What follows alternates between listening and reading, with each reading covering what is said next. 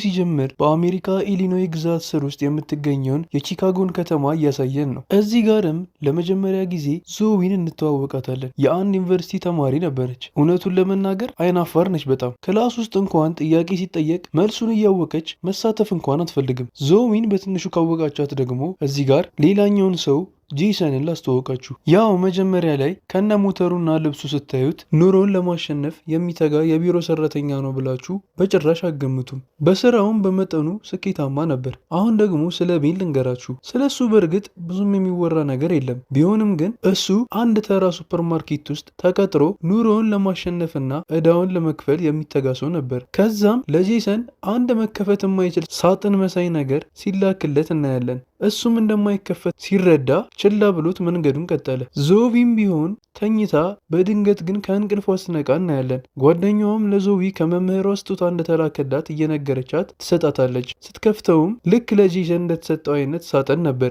ለቤንም ቢሆን አልቀረለትም ይህ ስጦታ፣ ለሱም ደርሶት ነበር። ከዛም እነሱም በየራሳቸው መንገድ ሳጥኑን ለመክፈት መታገል ጀመሩ። ጄሰንም ቢሆን ከመጣ በኋላ የዩቲዩብ ቪዲዮዎችን እያየ በእነሱ እየታገዘ ለመክፈት ሞከረ። ከዛም ተሳክቶላቸውም መጨረሻ ላይ ሁሉም ከጨረሱ በኋላ ከሳጥኑ ውስጥ ትንሽዬ ወረቀት ትወጣለች። ይህም ቦክስ የተላከላቸው ማይኖስ ከሚባል ድርጅት ሲሆን እንዲሁም ደግሞ ያዘጋጁት ጌም ላይ ተሳትፎ ካሸነፉ $10,000 ሽልማት እንደሚበረከትላቸው ይገልጽ ነበር። ወደ ተባለው ማድረሻ ቤን ከሁሉም በፊት ተገኝቶ እናየዋለን። ትንሽ ቆይቶም አንዲት እንስት ትመጣለች። እሷም ቢሆን ከእነሱ የተለየች አልነበረችም። ልክ እንደነሱ ተልኮላት ነበር የመጣችው። ስሟም አማንዳ ይባላል። ወደ ውስጥም ገብታ ስልኳንና መታወቂያን አስረክባ ወደ ህንፃው 3ኛ ፎቅ ትሄዳለች። ወደ ሊፍቱም ልክ ልትወጣ ስትል አንድ ሰው መጥቶ ያስቆማታል። እሱም ዳኒ ይባል ነበር። አብረውም እንደሄዱ ነበር ያስቆማት። እነሱም ወደ ውስጥም ሲገቡ እነ ጄሰን፣ ዞዊ እና ከነሱ ጋር ደግሞ አንድ ሌላ ሰው ነበረ።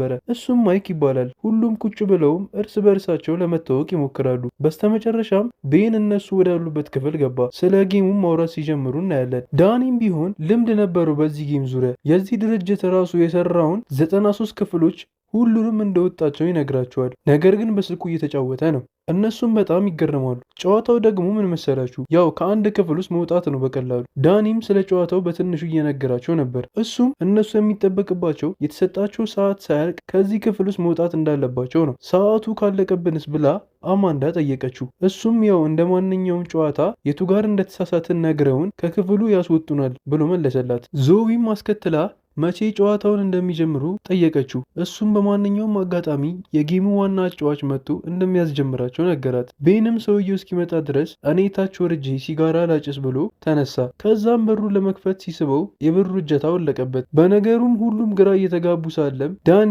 ምናልባትም ጨዋታው ጀምሮ ሊሆን ስለሚችል የተለያዩ አይነት ፍንጮች ልክ እንደ ቁጥሮችና ፊደላት እንዲፈልጉ ይነግራቸዋል። መፈለግ ጀመሩ። የቀራቸው ቦታ አልነበረም። አማንዳም አንድ መጽሐፍ ላይ የተጻፈ ቁጥር አገኘች። ማይክም ቢሆን መጽሐፍ ውስጥ የተደበቀ መሳሪያ አገኘ። እነሱም በሱ ምን እንደሚያደርጉ ግራ ገብቷቸው ሳለ በድንገት ማይክ ይዞት የነበረው መጽሐፍ ላይ ተጽፎ የነበረውን ቁጥር ዞዊ አየችው። እሷም በፍጥነት ሄዳ መሞከር ጀመረች። ቁጥሩንም ከሞላች በኋላ በሩ ሳይሆን የክፍሉ ጣሪያ ነበር ተከፍቶ ወደ ማሞቂያ የተቀየረው። እነሱም በነገሩ በጣም ተገርመው ነበር። ቪዲዮችን ከተመቻችሁ ሰብስክራይብ እና ላይክ ማድረግ አትርሱ። አማንዳ ግን ነገሩ ስላላማራት እንድታጠፋው ነገረቻት። ነገር ግን ስትሞክረው ወደ ኋላ እንደማይመለስ ነገረቻት። ከአሁን በኋላም ምንም ነገር እንዳትነካ ተቆጣቻት። በጣምም ፈርታ ስለነበረ ከጄሰን ጋር በመሆን ስለ ጨዋታው ፍንጭ እንዲሰጣቸው ለመጠየቅ ጸሐፊዋን ለማውራት ይሄዳሉ። ነገር ግን ጸሐፊዋ በተደጋጋሚ ከቆይታ በኋላ አንድ ሰው መጥቶ እንደሚያገኛቸው ትነግራቸዋለች። ምንም ያክል እንኳን ቢጠይቋትም እሱን ብቻ ነው የምትለው፣ በተመሳሳይ ድምፅና በተመሳሳይ ቃላት። ይህንንም ያስተዋለችው ዞዊ ብቻ ነበረች። ለዳኒም ትነግሯለች። ነገር ግን ችላ ብሏት ነበር። ከዛም ጸሐፊዋ ወዳለችበት ክፍል ሰብረው ለመግባት ይወስናሉ። ቤንም የረዳቸው ዘንድ የእሳት ማጥፊያ በመጠቀም ለመስበር አሰበ። ነገር ግን እቃው ከፕላስቲክ መሰራቱን አይቶ ወረወረው። በዛው አጋጣሚም ከላይ ብቻ የነበረው ማሞቂያ ከሌሎች ቦታዎች ላይም መውጣት ጀመረ። ዳኒም ቢሆን በነገሩ እንዳይደናገጡ ነገራቸው። እሱም እንደሚለው ከሆነ ይህ ሁሉ ነገር የሚሆነው እነሱን ለማስፈራራት ብቻ እንደሆነና አንዱም እውነት እንዳልሆነ ይነግራቸዋል። ዞዊም ቢሆን አስተዋይ ስለነበረች ከእሳት ማጥፊያው ላይ ቁልፍ ማግኘት ችላ ነበረ። እሱንም ለመሞከር ስትሄድ ጄሰን አስቆማት። ምክንያቱም ደግሞ ለመጨረሻ ጊዜ የተፈጠረውን ስለሚያውቁ ነው። ነገር ግን ማይክ ፍንጭ ሊሆን ስለሚችል እንድታልፍ አረጋት። ስትሞክርም የጸሐፊዋ መስኮት ተከፈተ። ነገር ግን ሰው ሳትሆን ተራ ሮቦት ነበረች። እንደከፈቱትም ስልክ መጥራት ጀመረ። ጄሰንም ገብቶ አነሳው። ስልኩ ላይም የተሰጣቸው ህግ እንዲከተሉ ተነግሯቸው ተዘጋባቸው። ነገር ግን ምንም አይነት ህግ አልተነገራቸውም ነበር። ግራም ተጋቡ። ከዛም በመቀጠል የክፍሉ መስኮቶች በሙሉ ተዘግተው ተጨማሪ ማሞቂያ ተጨመረባቸው። አማንዳም በጣም ከመፍራቷ የተነሳ መቆም ራሷ አቃታት። እሱም አላንስ ብሎም ጭራሽ ሙቀቱን እንዲጨምር ተሽከርካሪ ማሞቂያዎች ተከፈቱባቸው። ዞዊም አማንዳን ለማረጋጋት ውሃ ስትሰጣት ነበር አንገቷ ላይ የነበረውን ጠባሳ ያየችው። ከክፍሉ ለመውጣትም ሁሉም ፍንጭ መፈለግ ጀመሩ። እቺ መለኛ ዞዊ ሌላም ፍንጭ አገኘች። እሱም ጠረጴዛ ላይ ያሉትን ክብ ነገሮች ስትነካቸው የአየር ማስተንፈሻው እንደሚከፈት ታያለች። ነገር ግን ማስተንፈሻው ሙሉ ለሙሉ ይከፈት የነበረው ጠረጴዛ ላይ የነበሩትን ሁሉንም ክቦች በተመሳሳይ ሰዓት ከተያዙ ነው። ይህንንም ሲያደርጉ በሩ ተከፈተ። ጄሰንም ወደ ተከፈተው በር ገባ።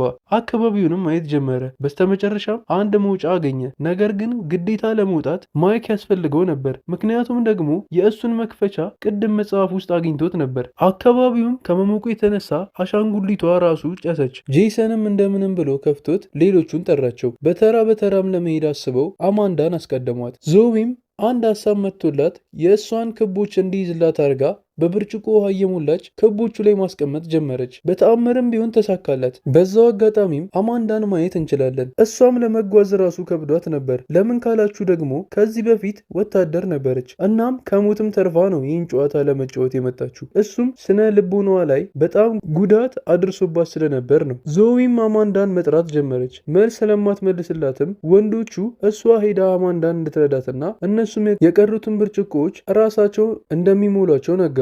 እሷም ወደ አማንዳ ሄደች። ዞዊ እሷን ለማዳን ስትጥር እነሱ ደግሞ ህይወታቸውን ለማዳን እየጣሩ ነበር። በድንገትም ማጣሪያ ውስጥ የነበረው ውሃ አለቀባቸው። ምን እንደሚያደርጉም ግራ እየተጋቡ ሳለ የአሁኑ ሙቀት አልበቃ ብሏቸው ትክክለኛ የሚነድ እሳት ተጨመረባቸው። ቤንም የሚጠጣውን አልኮል በመውጣት ብርጭቆውን መሙላት ጀመረ። እንደምንም ብሎ ከሞላለት በኋላ መሄድ ጀመሩ። ልክ እነሱ እንደወጡም ክፍሉ በእሳት ተቃጠለ። ለትንሽ ነበር ዳኒ ራሱ የተረፈው። ዳኒ ግን እስካሁን ድረስ ሁሉም ነገር እነሱ ላይ ፍርሃት ለመጨመር የተደረገ መሆኑን ብቻ ነበር የሚያስበው። ለአማንዳም ቢሆን ለማሳመን እየሞከረ ነበር። ስልኩንም እንዲሰጣት ጠየቀችው። ስታየው ምንም አይነት ኔትወርክ አልነበረውም። ሌሎቹም ፍንጭ መፈለግ ጀመሩ። ማንም የማይጠብቀው ቤንም የአሁኑን እንቆቅልሽ ከነ ዞዊ ቀድሞ ፈተው በሩንም መክፈት ቻሉ። ከቤቱም ሲወጡ አካባቢው በረዷማ ነበር። እነሱም እንደወጡ በሩ ራሱ ተዘጋ። አካባቢውም በጣም ቀዝቃዛ ነበር። በድንገትም ቀዝቃዛ የሆነ አየር ከየቦታው መውጣት ጀመረ። ቅዝቃዜውም ከአቅማቸው በላይ ሲሆን አንድ ላይ በመሰብሰብ ሙቀት መፍጠር ሞከሩ።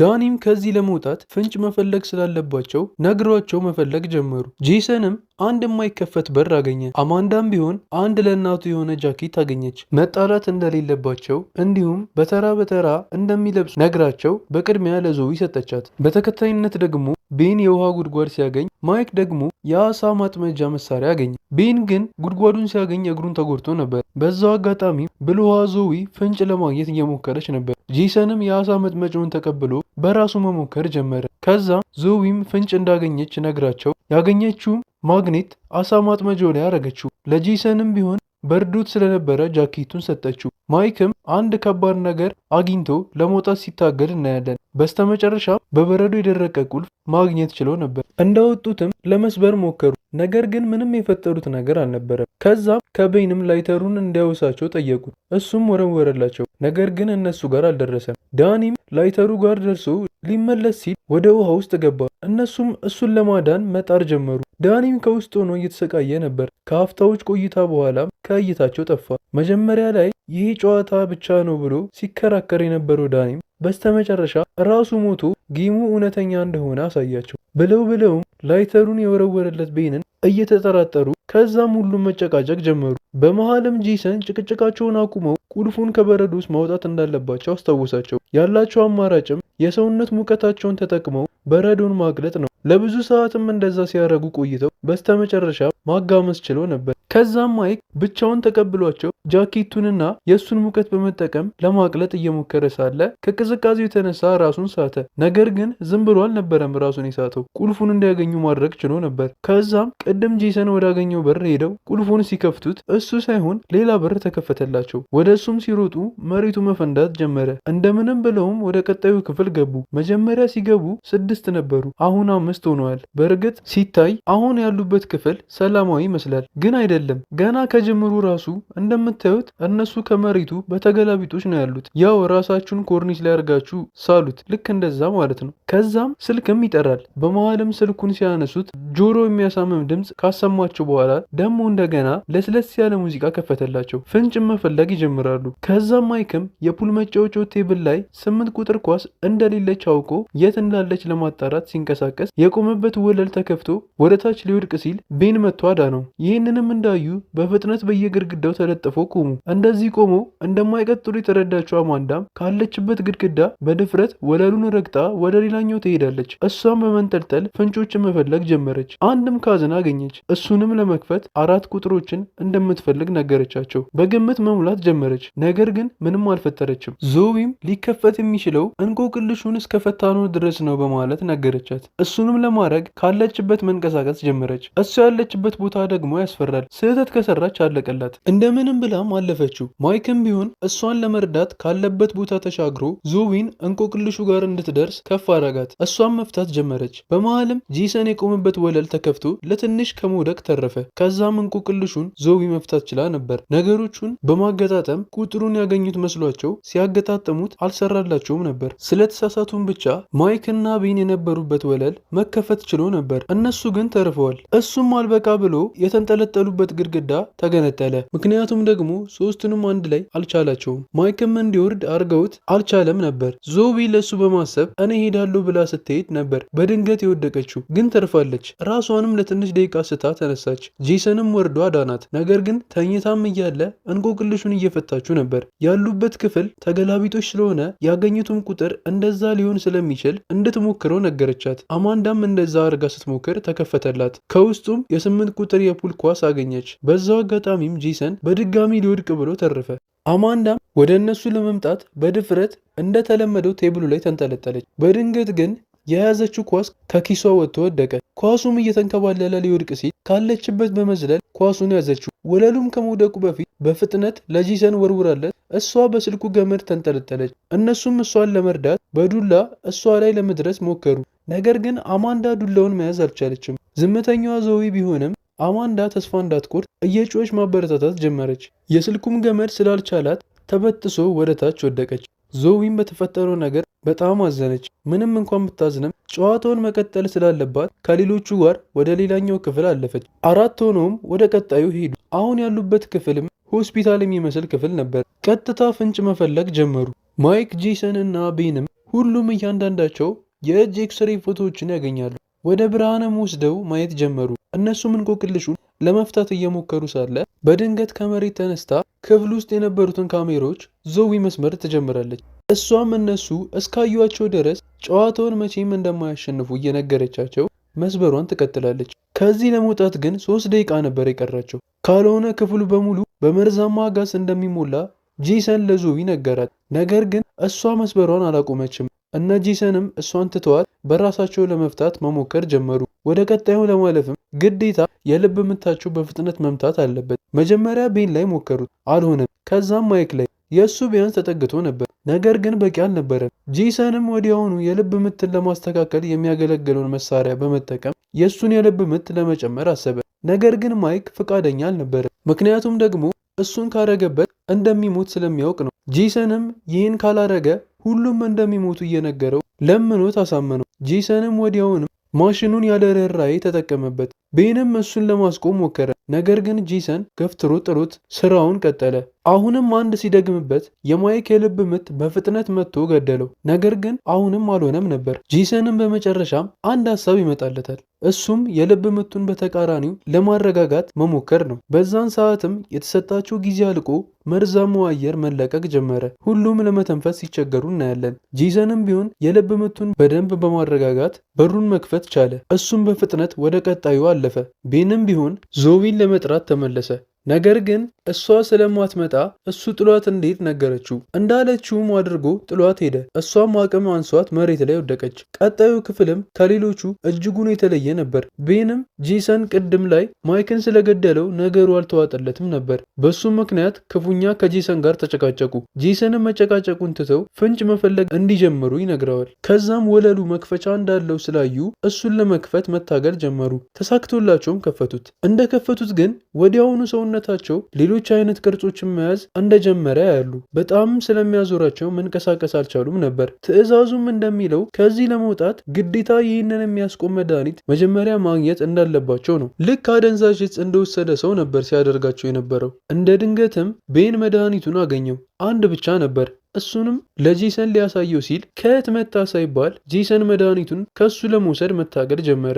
በጣም ብዙ ከታገሉ በኋላም ቤን በስተመጨረሻ ጄሰንን ከወለሉ ጋር አጋጭቶ ገድሎት መድኃኒቱን ራሱን መውጋት ችሎ ነበር። ወደ ቀጣዩን ክፍል ብቻውን ገባ።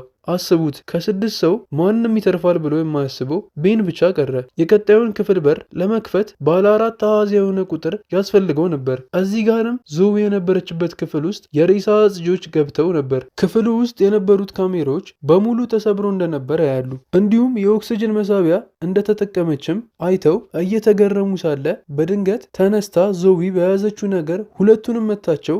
መሳሪያቸውን ተቀበለቻቸው። እሷ ይህን ሁሉ ስታረግም ምስኪኑ ቤን በግድግዳ መሃል ሆኖ ሰውነቱ እየተጨፈለቀ ነበር። እንደምንም ብሎ ከዛ ድኖ ሲወጣ እናያለን። በእርግጥ በአሁኑ ግን ጨዋታውን ሳይጨርሰው አይቀርም። እሱም አካባቢውን ሳይ አንድ ሰውዬ ያያል። እንዳሸነፈም ይነግሯል። ይሄ ሰውዬም ጌሙን የፈጠረው ሰው ነው። ከእሱ ጋርም ማውራት ጀመሩ። የዛን ሰዓትም ዞዊ ያመለጠች ነበር። ቤንም ያሸነፈ መስሎት ነበር። ነገር ግን ሰውየው ከኋላው መጥቶ ያንቀዋል። ቤንም ነፍስ ይዞት እግሩ ላይ ተሰክቶበት የነበረውን ብረት በመንቀል እሱ ላይ ሰካበት። ዞዊም ቢሆን አሪፍ ሰዓት ላይ ነበር ደርሳ ቤንን ያስጣለችው። እሷና እሱ አንድ ላይ በመሆንም ሰውየውን ገደሉት። ከዛም ህንፃ ተጋግዘው ወጡ። ዞዊም እንደወጣችም ነገሩን ለፖሊሶች አመልክታ ነበር። ፖሊሶቹም እዛ ሲደርሱ ዞዊ የምታወራውን ነገርና አካባቢው ምንም ሊመሳሰል አልቻለም። ፖሊሶቹም ጭራሽ እንዳበደች ነበር ያሰቡት። በቻለችው መጠንም ለማስረዳት ሞከረች፣ ግን ማንም ሊሰማት አልቻለም። ከ6 ወራትም በኋላ በድጋሚ ዞዊና ቤን ተገናኙ። ቤንም ቢሆን ከነበረው ስራ የተሻለ ስራ አግኝቶ ነበር። ነገር ግን ዞዊ እዚህ የቀጠረችው ነገሩን ፖሊሶች ስለማያጣሩ እራሳቸው እንደምንም ብለው መልስ እንዲፈልጉ ነበር። ቤንንም እንደምንም ብላ አሳምነው ከእሷ ጋር ከ2 ሳምንት በኋላ እሷ ወደምትለው ቦታ በአውሮፕላን ለመሄድ ሲስማማ እያየ ነው። ፊልሙ እዚህ ጋር ይጠናቀቃል።